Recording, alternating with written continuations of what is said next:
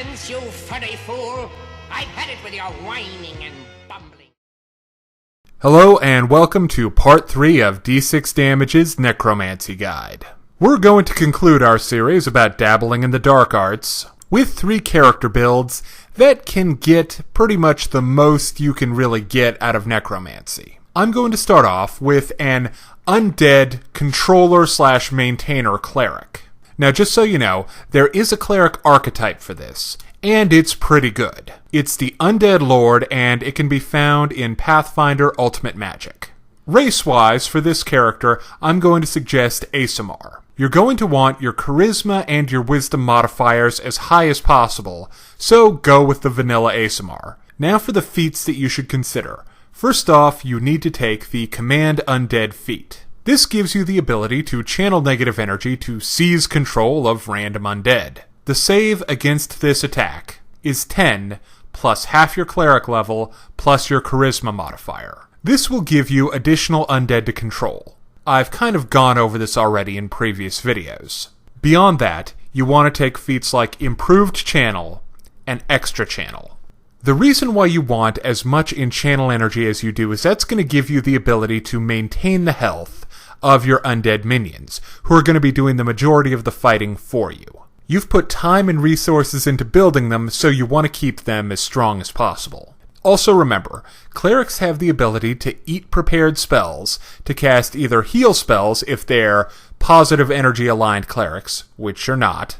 You'll have the ability to eat prepared spells to cast inflict spells, which are going to heal your undead and keep them fighting. Also something you should remember. Aasimars get access to a lot of great racial feats which will allow you to further weaponize your channel energy. Finally, domain-wise, take the Death Domain. This will allow you to, at 8th level, heal yourself in addition to your undead with channel negative energy. Alright, now let's talk about Necromancer Wizards. When you're playing a Wizard Necromancer, all you have to worry about is the almighty DC, and making sure that it's as high as possible. And that means you have 3 feats you absolutely need. First off, there is Spell Focus and Greater Spell Focus. This is going to increase the DC of any school you want by 1.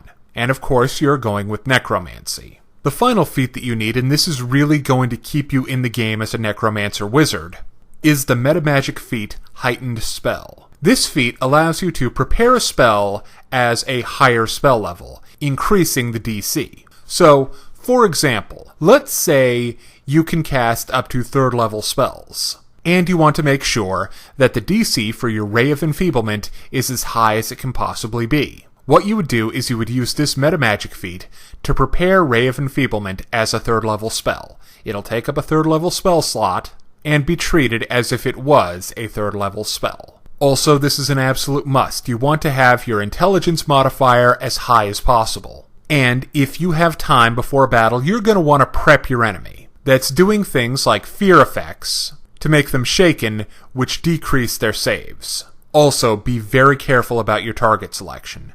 Know what save your enemy is going to have to make against your spell, and then choose appropriately. Big beefy creatures are going to have high fort saves, so rather than attacking their body with necromancy spells, you're going to want to think about using enchantment spells to attack their minds. Finally, there's a fun Sorcerer Bloodline you should definitely consider if all you want to do is just run around putting curses on people. That is the Dark Fae Sorcerer Bloodline. This increases the DC of any spell with the curse descriptor by 2. Combine that with the 2 spell focuses and Heightened Spell, and you can just run around and curse the world with very, very high DCs. Thank you for watching part 3 of the Pathfinder Necromancy Guide. Now, if you're interested in more class analysis guides and character builds for Pathfinder and D&D, check us out right here on YouTube. Thank you for watching.